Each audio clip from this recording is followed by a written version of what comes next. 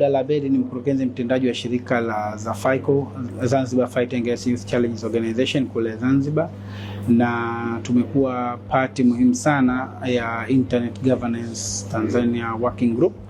na tumekuwa tukifanya kazi mbalimbali. Tuko kwenye dunia ambayo sasa huwezi kukwepa mtandao, huwezi kukwepa uongozi wa kimtandao. Sasa kwenye dunia kama hii ambayo tunasema Tanzania kwa sasa sio kijiji cha peke yake, tuko katika mfumo mzima wa kiteknolojia na kidijitali, na kuna vitu vingi ambavyo vinaathiri maendeleo ya mtu mmoja mmoja, taifa, haki za watu. Sasa tumekutana pamoja mashirika zaidi ya 20 kwenye kamati hii, na ni matarajio yetu kwamba tutaongeza idadi ya wajumbe au wanachama katika kamati yetu hii. Lakini kitu kikubwa ambacho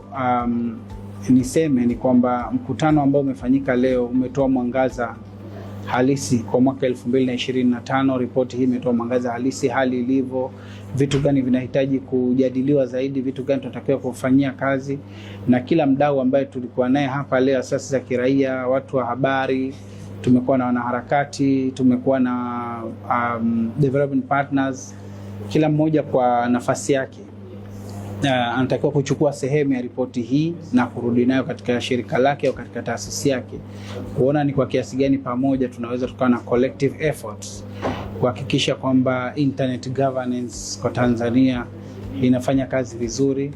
haki za watu hazibanwi, uhuru wa watu, lakini taarifa, flow of information ni kitu muhimu. Huwezi kuwa na taifa ambalo halina taarifa. Kwa hiyo it's high time sasa kuchukua hatua,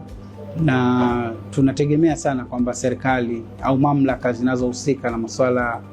ya uongozi wa kimtandao watatoa ushirikiano kwa wadau ili kuhakikisha kwamba tunatengeneza Tanzania imara ambayo itakuwa na taarifa na itakuwa na wananchi ambao ni informed,